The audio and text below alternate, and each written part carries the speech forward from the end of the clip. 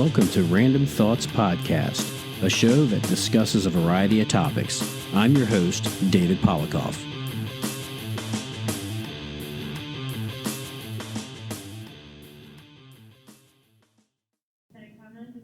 Hello, how you guys doing today? Thank you for my second installment of Random Thoughts Podcasting. I hope you enjoyed the first one. Today I have a friend of mine, Shawn Broughton, who we affectionately call Georgia, is his nickname. He volunteers with me at the Sykesville Freedom District Fire Department in Maryland. But what we're going to talk today about is about building construction, and not necessarily how it fits in with the fire department, but we will talk about that a little bit.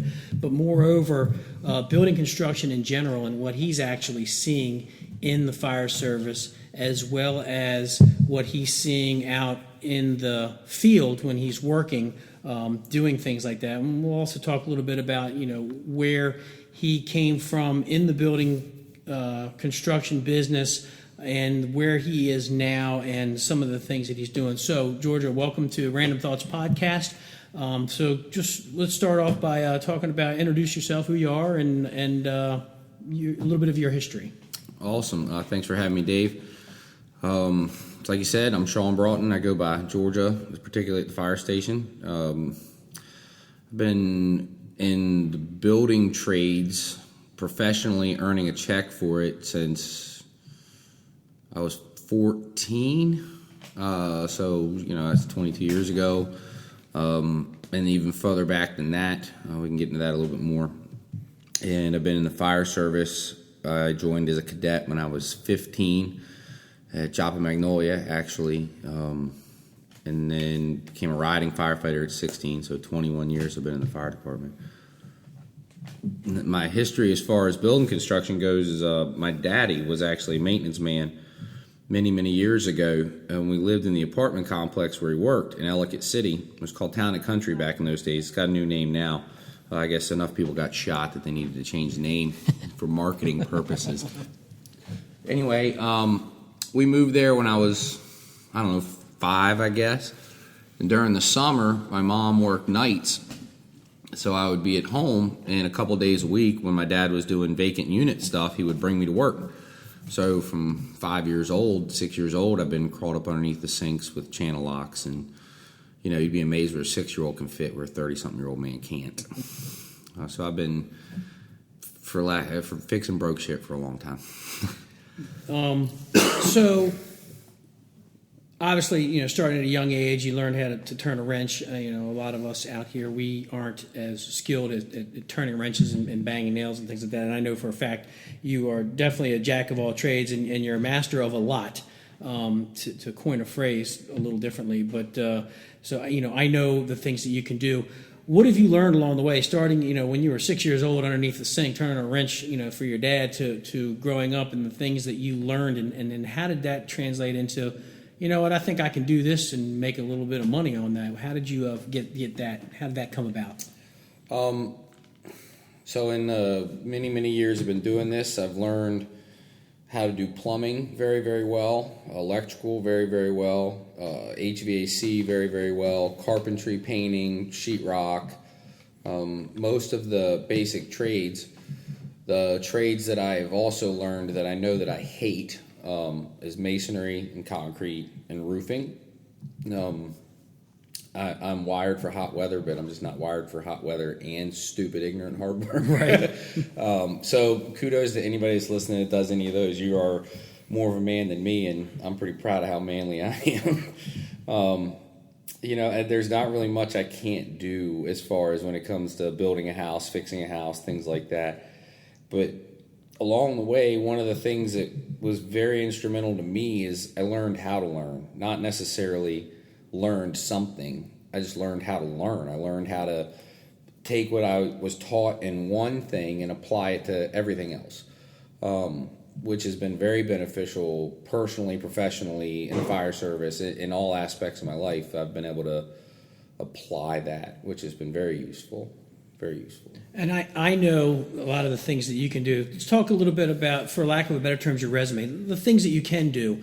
I know welding is on there, and plumbing, because you've done that stuff at the firehouse and at my house. But talk about some of the other things that you can do, and how does somebody that learned from turning a crescent wrench to banging a nail to all the way up to, plumbing that meets code and stick welding and MIG welding and TIG welding, and never went to school for that stuff. How does somebody, learn how to do that? And to bring it more into perspective, and I know I've said this a lot of times, I can't see things in 3D where I know that you can take a look at something and say, well, this is how it's going to look. Trust me. And then you can put it together, but I can't see it in 3D until it actually is in front of me and built. And I've always said that, I'm the guy that'll hold the other end of the board for you. I can't do that. So how did you learn how to do all of these trades, even though you may not be certified or licensed or whatever, but you're still really good at doing it and able to do it to the point where we trust that what you're doing is right?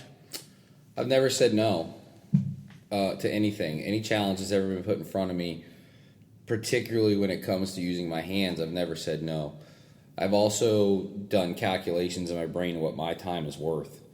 And if it's worth my time to figure it out and do it myself and pay $500 for a tool and learn how to do it and buy some scrap stuff to screw up at first until I get it figured out, then that's what I do. And then, if I spend $500 in a day figuring something out and a day doing the work, but somebody was going to charge me $3,000 to do it, I just saved $1,500. So it's just a cost-benefit analysis is where most of it comes from. There are still things like I can also work on vehicles. I'm very, very skilled at working on cars. But it's not something that I do every day. So for me to do something other than, change an alternator, normal, like preventative, maybe a little bit deeper than preventative maintenance on a vehicle, it's just not worth my time. Because it's going to take me 2 weeks of 2 hours an evening. Now I'm not going to have a vehicle for that 2 weeks and, run down the list, or I could drop it off at a shop and pick it up 5 days later, 4 days later, and it's done with a warranty and all this other crap. So there, that's where most of it came from. It just came from risk benefit, cost benefit analysis and saying, yeah, I'll figure that out. YouTube has been very beneficial in the last 10 years of my life. Right. And like I said, just not saying no. It's something that knowing that I know how to learn, looking at something and saying I can apply what I learned about this trade into that, and then just doing it. So if we have some young listeners out here, what would you say to them? I'm not going to get political, but my views on going out and having to get that college education so you can go out and get that great job. And we see the trade skills or the people that work in trades is diminishing. And I don't know what it is. If it's the general view of the trade industry is, then, oh, well, that's beneath me, that's menial labor. But these dudes are making good money, and we are really lacking for people that are skilled in trade labor like HVAC and plumbing. I mean, I just had an air conditioning problem yesterday, and luckily, I talked to you on the phone. You kind of told me what was probably the problem, and then a buddy of ours came over, and I watched him, change the motor out in my air conditioning in 25 minutes. Done. Yeah, and that's something I can't do, and he's wiring electricity. So what would you say to a young kid who's contemplating, I got to take the SATs, I took them, I didn't make a great score, I can't go and be a lawyer. I mean, we got enough lawyers in the world as it is now, and being a doctor is not as lucrative as it used to be. But the trades, in my opinion, that's a noble cause because, I told my kids, if you don't want to go to college, you can go to trade school and I'll pay for it. And remember, everybody needs heating and air conditioning. Everybody needs to go to the bathroom and have running water. Everybody needs to have power in their house. Everybody needs to be dry. Everybody needs to be dry. So what would you say to somebody who's young out there who's contemplating, should I have my parents shell out, $80,000 to go to a 4-year college and maybe get a job starting off at $35,000 a year? Or should I invest the time of going in and being a journeyman or whatever the very beginning portion is and making $35,000 a year, and then when I finish my 4 or 5 years of trade school, while I'm also working because my union's paying for the school, to be able to make $75,000, $80,000 a year solid, knowing that I'm not getting laid off because those jobs are almost recession-proof. What would you have to say to a young kid? What advice can you give them? That's rambling, but yeah, it's a stupid good question. It's a really good question, and it's not just advice for the kids; it's advice for their parents too. a little bit more about my history. So I did start when I was really, really young, and my first paying job was turning schools over the summer. When I was 14 years old, the school system came through and said, hey, anybody want a summer job? And a whole bunch of us raised our hand, and we went and filled out applications, filled out work permit applications, had some interviews, and they hired us to come in and fix desks and fix lockers and clean lockers and paint classrooms and all that stuff at 14 years old. And I just stuck with it. What was beneficial for me personally is I grew up with computers in my classroom. So here I am, somebody that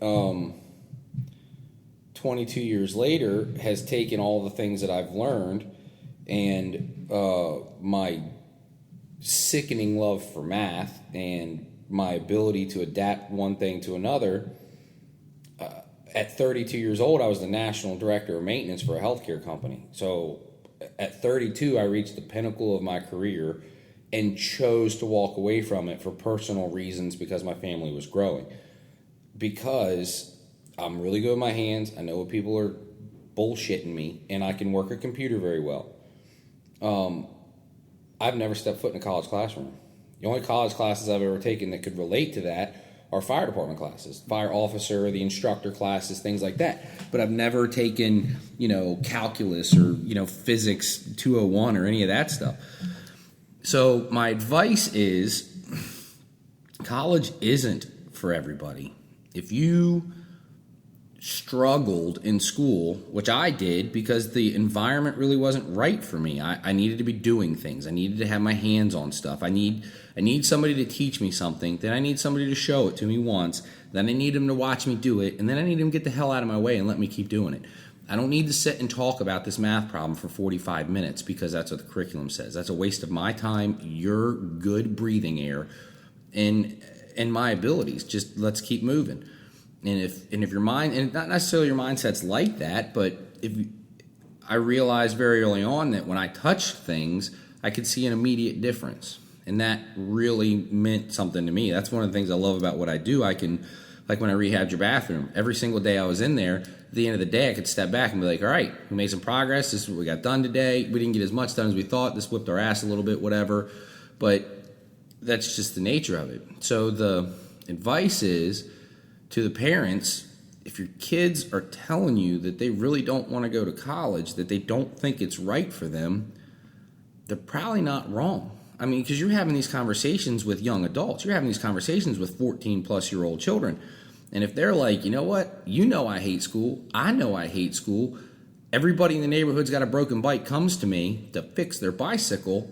Maybe we're on to something here.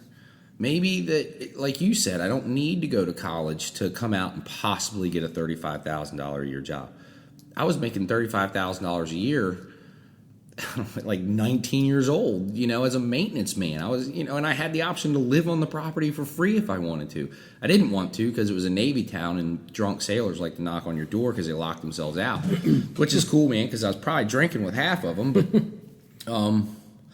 so it's not all about that. It's not all about chasing the great American dream of being able to put initials after your name and wearing a tie every day, because like you said, you need to stay warm, you need to stay dry, you need to stay being able to go to the bathroom inside and all that stuff. So it's not the death of the trades, which is something I definitely wanted to talk about, is something that's horribly affecting our nation in general. And I'm with you. I don't really want to go down too much of a political tangent, but I'm wicked proud to be an American. Every day I wake up, you know what I mean? Like the meme says, I piss red, white, and blue, and my urologist said you should go talk to somebody. I told him he was a commie bastard, right? But I'm super proud to be an American. I'm super proud that people want to come here to make their lives better. I want them to do it the right way. That's probably a whole nother podcast. Right. But the moral of the story is these people are coming here because there's opportunity. There's opportunity for them to do the things that we as a culture look down on. We look down on the fact that a plumber has to use a snake to clean out shit from a drain until you need that plumber. Mm-hmm. And then that's the best dude you ever met in your life. Right. But meanwhile, that plumber is supporting his family. with a good job and no college debt, and is able to feed his family and, steer his kids, help his kids come up through the trades, own a home, all because they're willing to get a little dirty. And so what? Everybody needs that person at some point in their life. There's that old saying, everybody wants to make fun of a redneck until your car breaks down. That's a fact, Jack. So, I've never, ever have looked down at the guys who trade. I'm in awe because I know that if, something breaks in my house, for the most part, I can fix some stuff. But, when it starts getting into gas and electricity, nope, that stuff will kill me really quick and definitely could ruin my, place that I live. So, it's good to have friends that know what they're doing. And I'm a firm believer of keeping the money in with the friends, that know how they're doing it. And I've always said, hey, friends are friends, but business is business. I'm going to pay you for your time. The good thing about, when we redid my bathroom, you showed me the stuff that we were doing and how it was going to work out. And those are things that I remembered. But to tackle a big project like that, a buddy of mine that used to do that kind of all construction and building and all that stuff on the side. He was a licensed contractor, and he's also a captain in Montgomery County. We both of us finished my basement, and I think it turned out really well. He taught me a lot. But you're right. I looked at, there are kids out there that, school is just like, man, this is a hassle.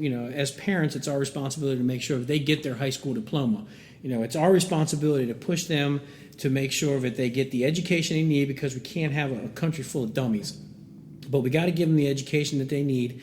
But we also have to provide them with the opportunities and the avenues to say, hey, you know what? I don't want to go to Harvard or Brown or Columbia or Maryland or whatever. I'm good with my hands, and like Carroll County has a fantastic Votech school up in Westminster where you name it, and they will teach you from cosmetology all the way to drafting, which is another thing I forgot to mention. You're also good at CAD design. You just have the programs on your computer, and you figured it out. You didn't have to go to school for 4 years to learn how to do CAD design. You just figured it out. YouTube, baby. Yeah, YouTube is very helpful. So to all the parents out there that may be listening to this, and even some of the younger people that are out there listening to this, college is not the end-all, be-all. There are so many trades out there. We need so many trade-skilled workers in this country. There are so many things that need to be done. I mean, they're trying to push this infrastructure bill through Congress right now. You're going to need people that can do bridge work, steam fitting, iron work. I mean, 9/11, those iron workers, those dudes were gods. They were on top of these mangled buildings, cutting things down so we could get that area cleared. So that the country could recover. So at the heart of this entire country is a trade worker, and you don't have to go to college to get your liberal arts degree for art appreciation and hope that you can get that 1 in a million job working at the Smithsonian, refinishing art or whatever, trying to make, a living. There's a reason why they call it a starving artist. So at the end of the day, there are so many trades out there. So without beating that dead horse and moving forward, tell me something about, the building construction and how it's been. We talk about legacy building, of how it was back in the day when they built stuff on site, to over time how it has changed for the better, for the building and cost-wise, but for the worse fire department-wise. Yeah, that's a really good topic to go on. So in the fire department, we have modern and legacy construction, and there's the 5 building types and all that jazz. We won't go into that craziness, but for the most part, our bread and butter incidents are either legacy construction, which is like late 60s, maybe 1970. You might even get some overlap into the early 70s backwards. That's what we would call legacy construction. And then from that point forward is when you get into modern construction. In my brain, it even goes further back than that. It goes further back to America as a nation, hell, even as an occupied land by modern. That's kind of a loaded statement, too, because if you look at the Indians and stuff, they're pretty modern as well. But European influences in America goes back to the 1400s, maybe a couple hundred years before because of the Vikings or whatever. But so our country really isn't that old historically in our eyes.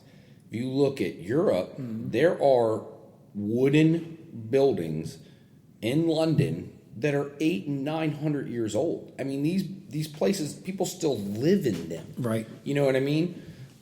So our version of legacy construction is vastly different in other parts of the world. But the things that I've seen is when you go back to something that almost everybody has near them, and not even just fire department, just everybody that could be listening to this, within an hour of your house, there's farmland. I mean, it's America. That's what makes it great. One of those farmhouses is built by wood that was cut down and hand-hewed right there.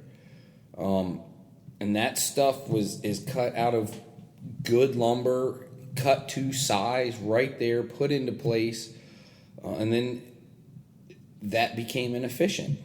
That became inefficient because people needed houses faster and more houses.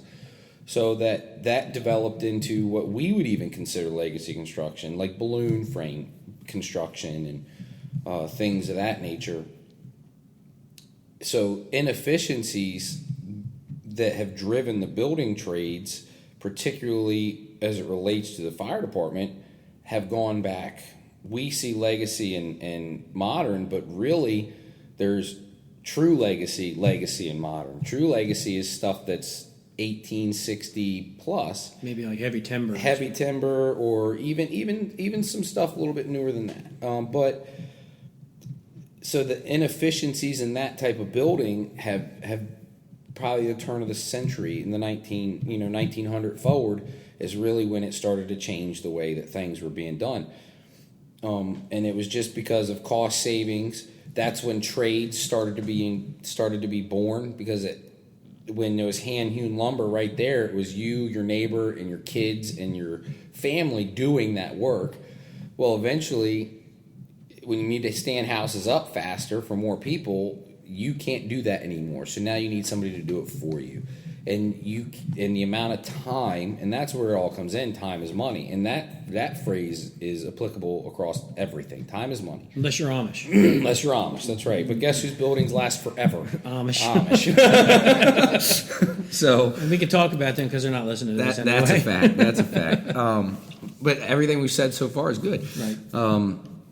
Man, I would love to live the kind of life where time wasn't beating on my door every day.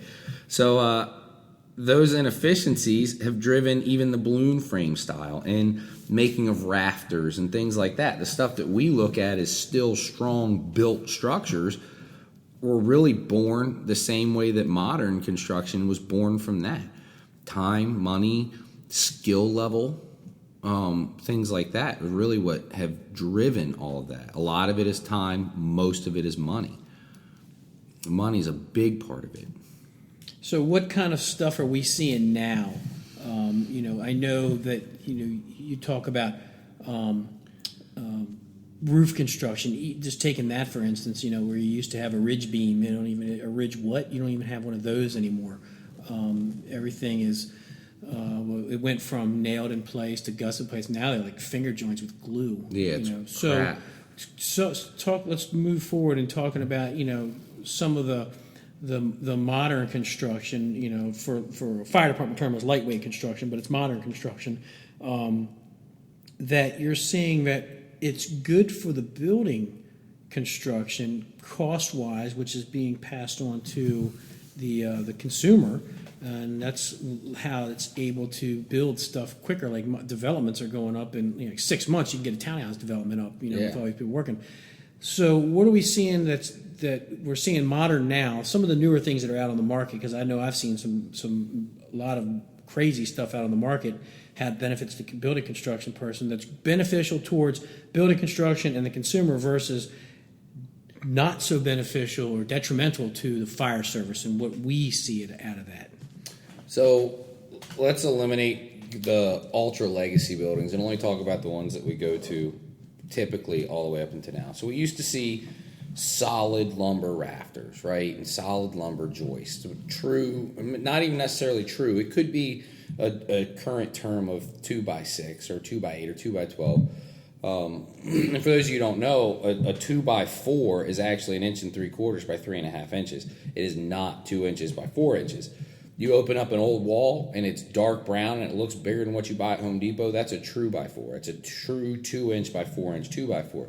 Those have gone away to the wayside. Now they account for the width of the blade and the cuts, and it's a whole bunch of crap. But a 2x8 will hold a shitload of weight. It just will.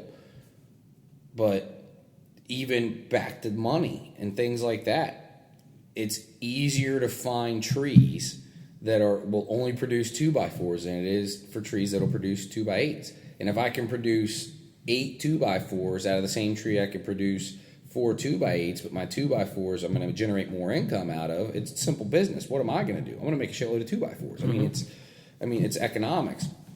So you used to see these real rafters stretch from load-bearing wall to load-bearing wall, and with a bridge load-bearing wall in the middle, and nailed in place, and rim joists going wrapping around and holding it all together. And then they would deck the next floor with like really good plywood and move up. And plywood, what's that? Yeah, right. You don't see that anymore. You got to look for it at Home Depot. And there's like 15 sheets, and there's you and 8 other guys fighting over it, and all the way up to rafters and things like that, and the roofs where they would be true 2x6s and 2x8s, and they would have the ridge board like you're talking about, where they'd meet in the middle over top of that middle load bearing wall, and that was easier than hand hewing lumber, right? It could be mass produced. Nobody needed to know how to use hand tools to shape lumber. They just needed to know how to swing something that weighed 22 ounces at something the size of a little smaller than a dime, and that was it. Like, know how to operate a saw and not cut off parts of your body. Mm-hmm. And you only do that once, right? And you figure that shit out, right? And now it's gotten away from that and gotten into what we consider lightweight and modern construction, which is the rafter systems, which meant that they could take the lumber that we used to throw away because it was too warped or too chipped or too junky, and some guy sitting behind a desk could draw in his AutoCAD system that if we use 6 2x4s and we build it this way and nail them all together, that'll work. That'll be just as good as a 2x8. Okay, well, let's do that. And now it's showing up already manufactured. You don't need to know how to cut any of it. You just need to figure out how to get it up in the air and set it on top of the walls and nail it in place. That's it. So they've taken away more of the thought of the trade, shifted it back to the engineers, and taken away some more of the skill, which makes it cheaper. Cheaper for the person to build it, cheaper for the materials, goes up faster, and that applies to everything, not just roofs. That applies to, I've seen them build entire apartment complexes with pre-built walls. Flatbed semi trucks will show up with numbered walls, and there's a crane there that's just picking them up 3 or 4 at a time, and the guys stand them up, nail them together, stand them up, nail them together. So somewhere else this apartment complex was built, stacked on a trailer, and shipped to where it had to go. So the people that were on the other end probably could have done it without a tape measure. So it's just getting further and further down. Like, they put some more of the time over here, a little bit less of it there. So now they can be building the walls while your concrete's being poured. So it shows up faster, it goes up faster. Time is money. Mm-hmm. We've gotten to where you have wooden I-beam floor joists, which is not even 2x4s, it's 2x3s. Have a channel cut out of it and a piece of 1/2-inch OSB between it, which is what replaced plywood.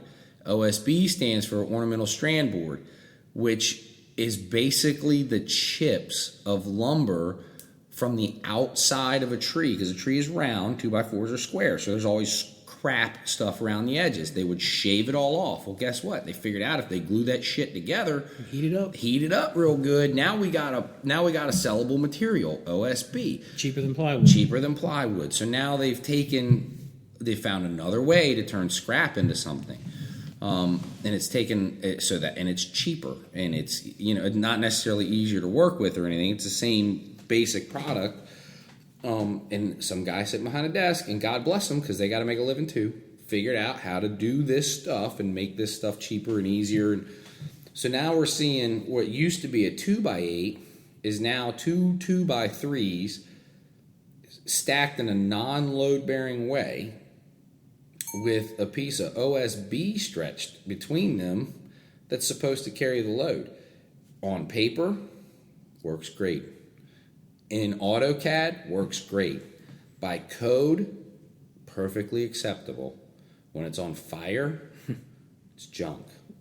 And that's where we come into the fire department. You know, when it's not being stressed, it's awesome. Perfectly acceptable. It looks great. Perfectly And it's fairly strong. You know, we talked about the roof system. That was the birth of the truss roof system, which is strong. Triangle is the strongest shape in geometry.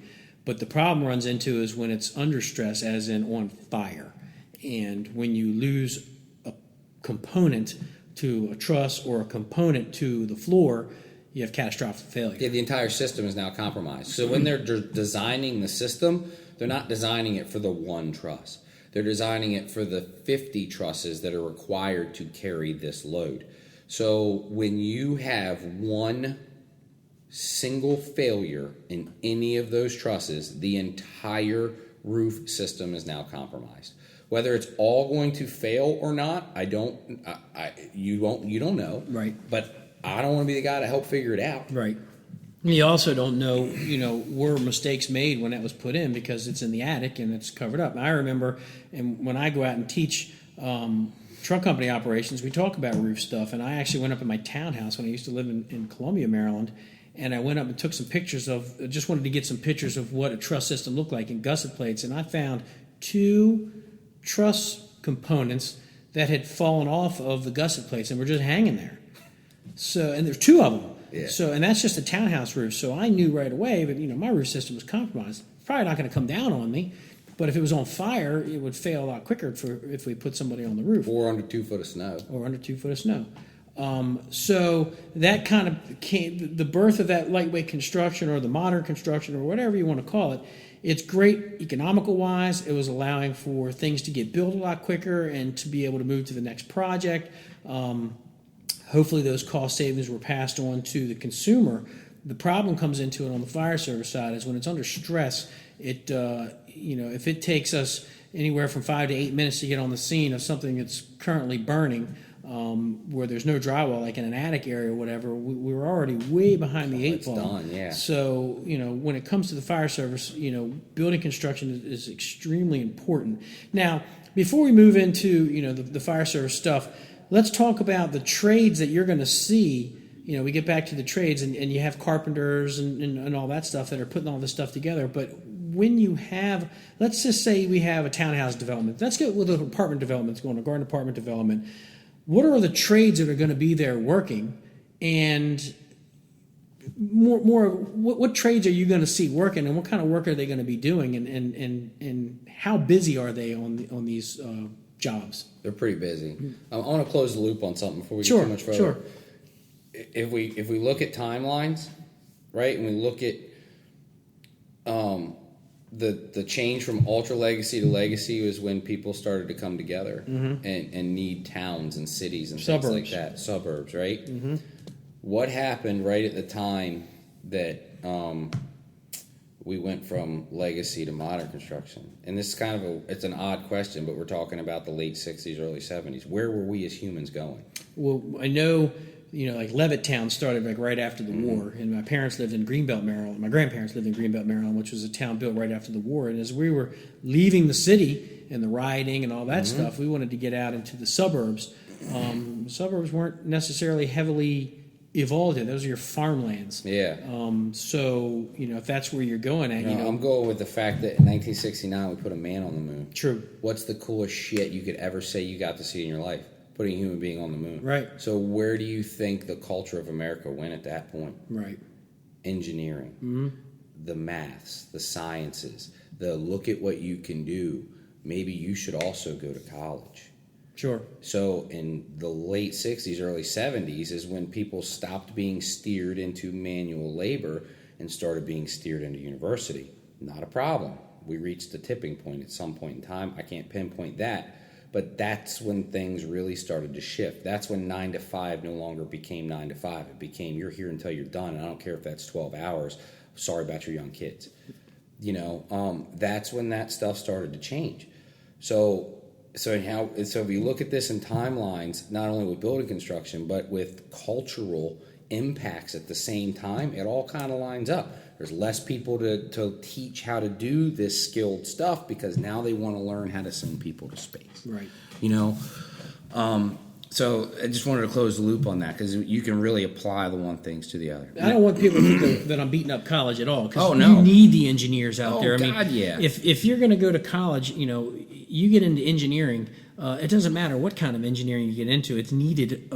Engineers are needed throughout every facet of We're building a rescue squad. work. We're going to talk to 5 different types. Right. I'm with you. I'm not beating college to death because everybody's needed. There's a place for everybody. Mm-hmm. But the problem is the shift is going towards there's not a place for people to work with their hands. And that's going to be a big problem for us in America if we don't have the people, the skilled labor. Correct. And, not just the labor that's going out and can swing a hammer, but you need to be able to swing a hammer to be able to see the big picture of swinging a hammer and building the entire picture, not just throwing a nail in a 2x4 and then the next one comes down the line, you throw a nail in a 2x4. Yeah, and that ties into what you just asked me before about about what trades you're going to see there working and whether they're going to be busy.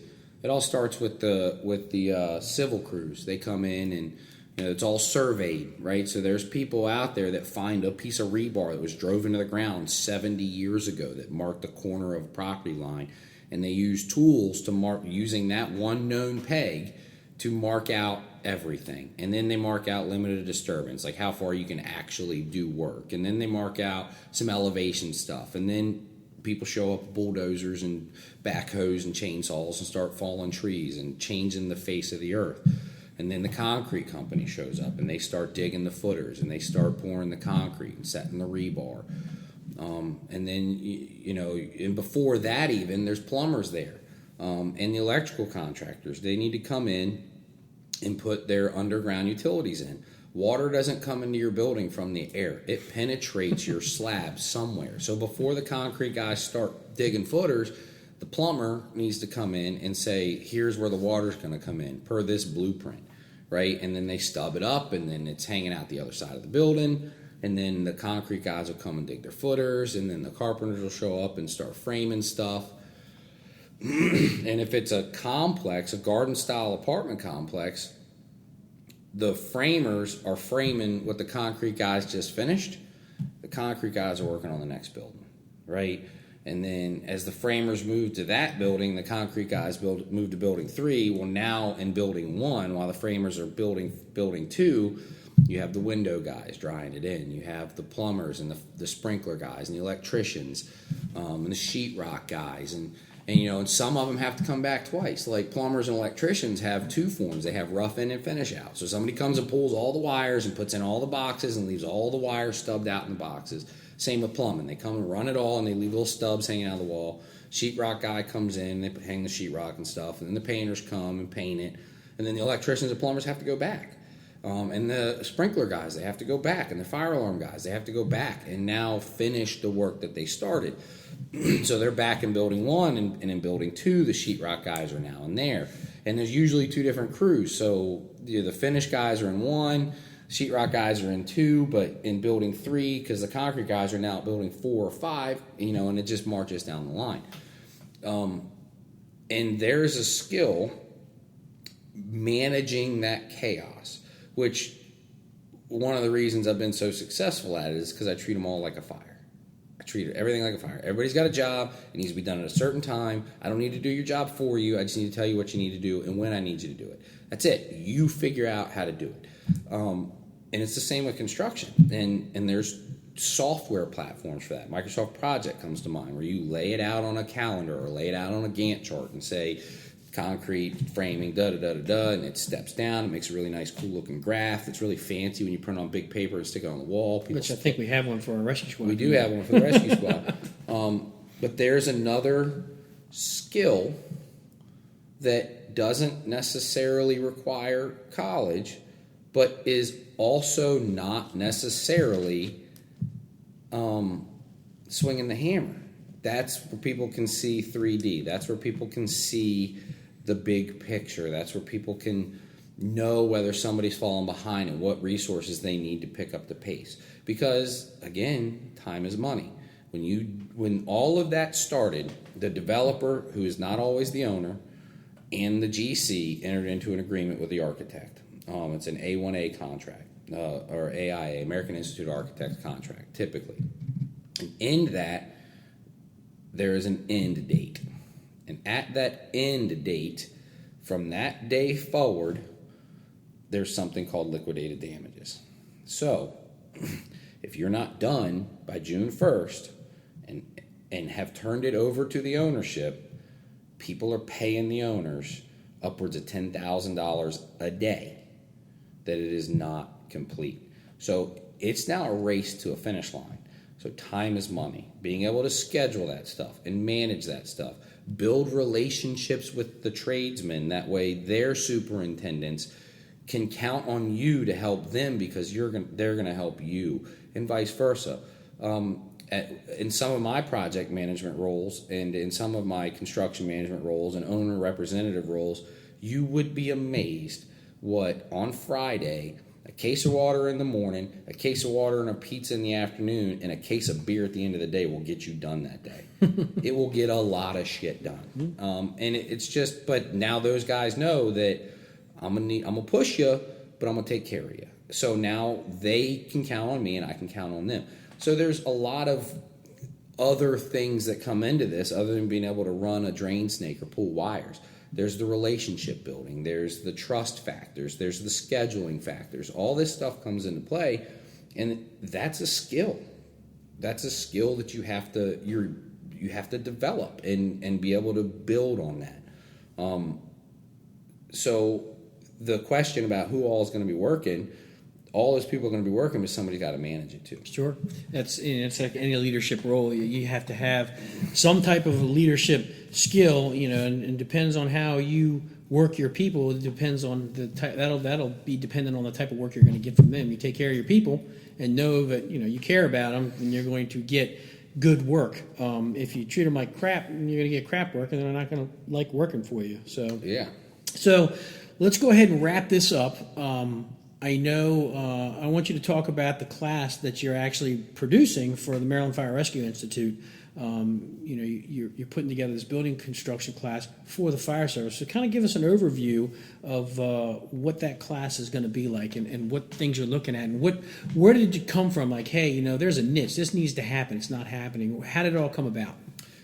So as my two careers have developed, I've always looked at how they interact with one another. And building construction has always been a passion of mine. Obviously, the fire department has always been a passion of mine.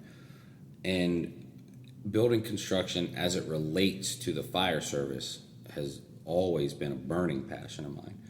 I remember the first time I took a building construction class, I was 18 or 19 years old, and it was in Georgia. I had to drive from where I lived in southeast Georgia to the State Fire Academy in Forsyth. And it was the NFPA course, the building construction for combustible and non-combustible, building construction for fire service. Two different classes. They're like 16 hours each. And they weren't bad. They weren't great, but they weren't bad. And I remember the first day of both classes, they went around the room, who are you, where are you from, whatever. I was the only person in that room that was not taking it as a requirement to be a fire officer. I was 19. And I remember when they got to me, I was like, hi, I'm Shawn Broughton. I'm 19 years old. I'm taking this because I don't want to die. You know what I mean? Like, not because it's required to ride the front seat. I don't want to die. Because I realize how this shit works. That class has been phased out by the University of Maryland. Still exists. Like I said, it's not a horrible program. I actually took that class. Had to take that class. Yeah. To be an officer? Nope. Took the class because it was part of, it's progressing forward as a firefighter. And, yeah. It was one of the requirements. It was combustible and non-combustible building construction. Yep. It was over my head. We were using Brannigan's 3rd edition, which was way over my head. Yeah. So the desire from the students in Maryland was, we need this. And they were, so if you're listening and you're from Maryland, MIFRE does listen. I say that as a MIFRE instructor. The caveat is not everybody's going to get what they want, right? But MIFRE does listen. MIFRE listens to a lot of things. MIFRE also doesn't listen to a lot of other crap. But whatever. That's a whole other podcast. Right. MIFRE listens, and the students and the chiefs and the officers and the firefighters in the state were screaming, we need something for this. It's changing too fast. And they put out a thing, hey, who's interested in developing this class? And I immediately raised my hand, started jumping up and down, sending emails to everybody and their brother, and I was selected for the committee. And it all started with, we looked at the IFSTA book and the Brannigan book. And our first session was, what book do we want to use and how do we want to do it? And we decided that we wanted to make 2 classes. We wanted to make Building Construction 1 and Building Construction 2. Building Construction 1 is tailboard firefighter, junior officer. This is what it is. This is what happens when it's exposed to fire. This is what happens when it fails. This is what to look for. And that's the class we developed. We chose the IFSTA book because, like you said, Brannigan, God love him, smart as shit, way over a lot of people's heads, particularly the people that were taking it, because he talked a lot about strategy and tactic to people that it didn't matter to at that time.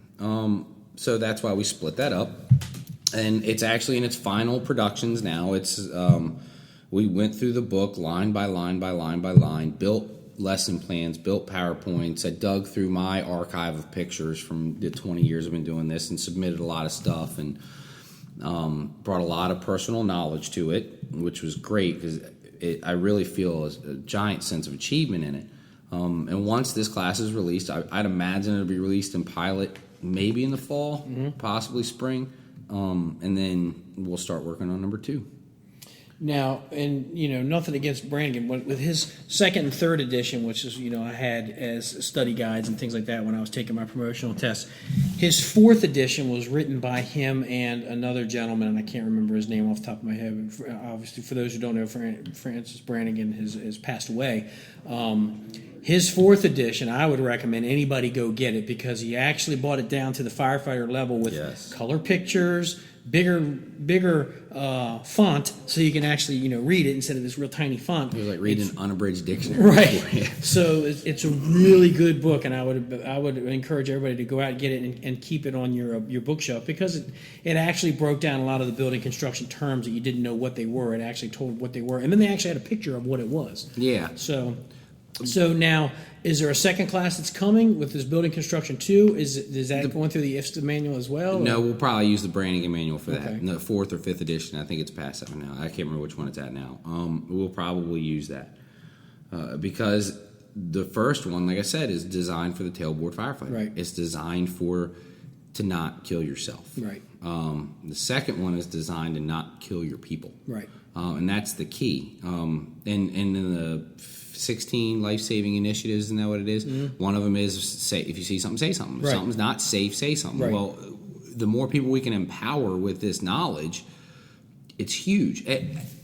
I'm going to side tangent a little bit. I won't let it go too crazy. As a MIFRE instructor, my favorite classes to teach are Firefighter 1, Firefighter 2, Truck Company Ops. I like teaching Firefighter 1 because I can take somebody off the street. I could literally walk over to Highs and grab almost everybody. We know some of the normal crowd, but I could grab almost anybody, drag them into a classroom, and in 40 hours I could have them able to stretch a hand line. In 108 hours I've turned them into a functional person on a fire ground. Would I call them a firefighter? Borderline. But I've turned them into somebody that can do something. They're not just a bystander at this point. In another 60 hours after Firefighter 2, I've taken those basic skills, I've honed them into somebody that I can now trust. I can trust this person to, if I'm the first arriving officer, my driver's busy as shit, I got to set up command, I got to do 360s, I got to do those things. I can look in the back, and if I got somebody that's got Firefighter 2, I can say, I need you to take a hose line and go into the burner building and put the fire out. And I don't need to babysit them. Right? I can trust that they can at least start to accomplish that task while I got to do what I got to do. Right. And I like Truck Company Ops because firefighters ride the engine, firemen ride special service. That's right. There's an old saying, your mom's proud of you when you are a firefighter riding a fire engine, but your dad's proud of you when you're on a truck company. That's a fact. So that was from Frank Ritchie. I like that. That's a good one. I might use that one again. But in all three of those classes,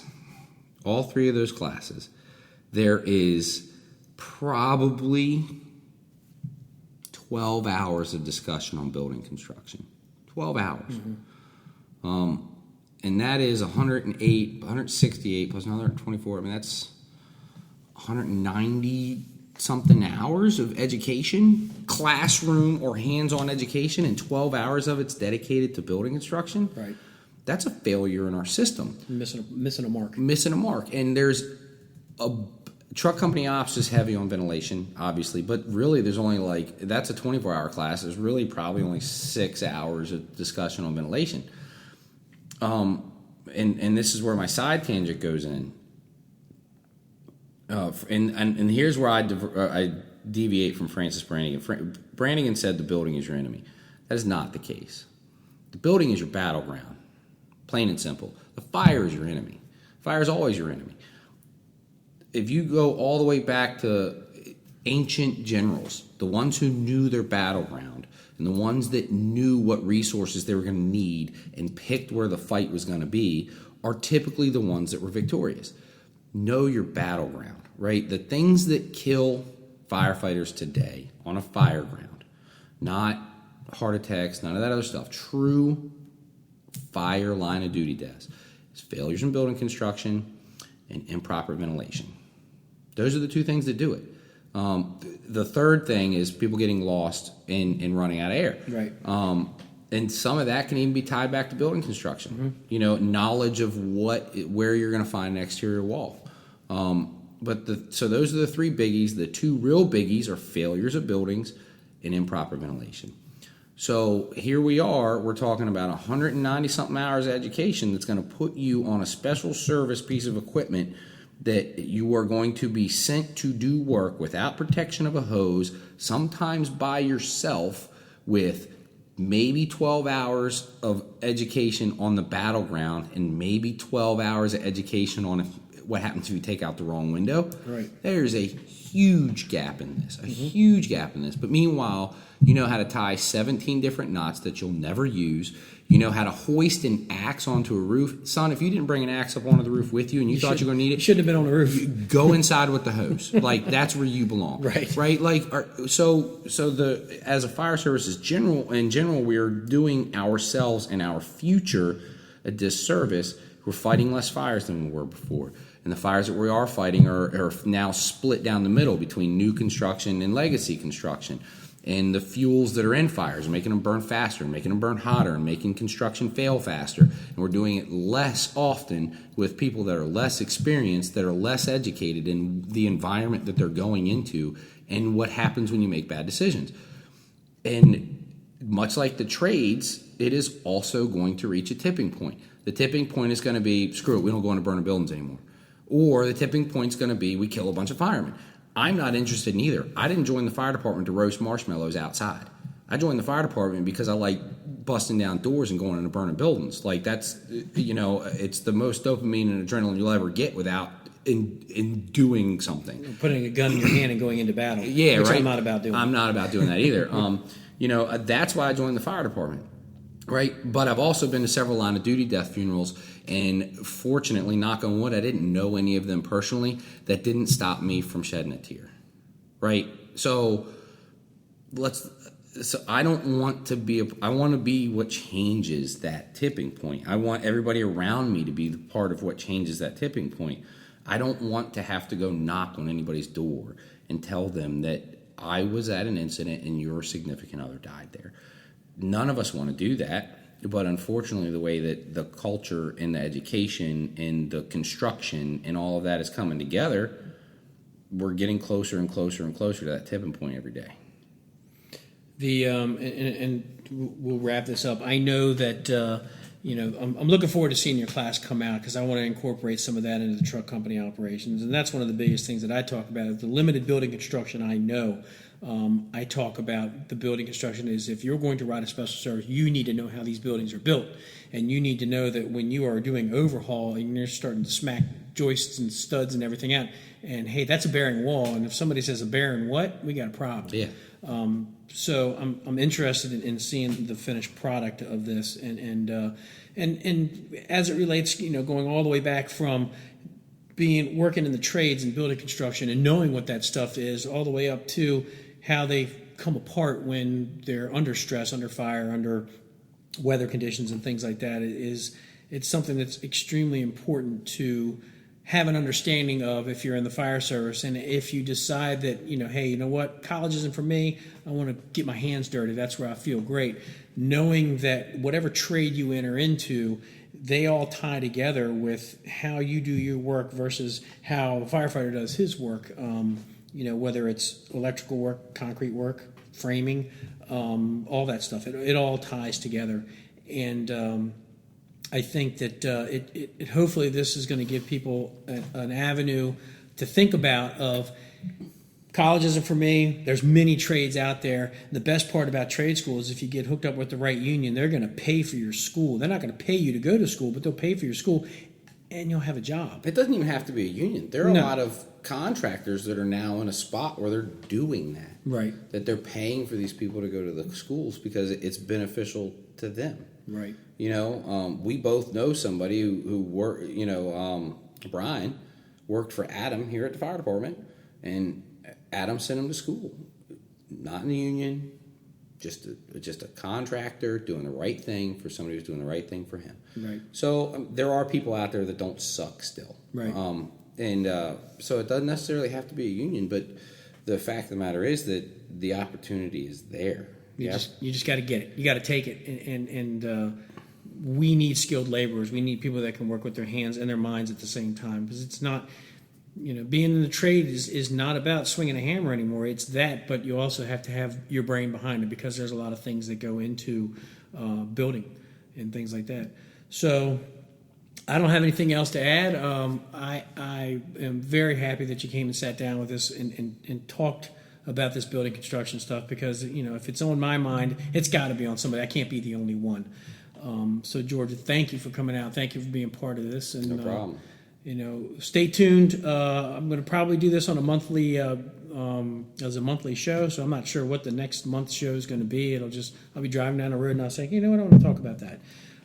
So with that being said, Georgia, thanks for coming in, and thank you for tuning in to Random Thoughts, and hope to hear from you guys. You got my email. It's on the iTunes site or the Spotify site. You can send me an email or text message.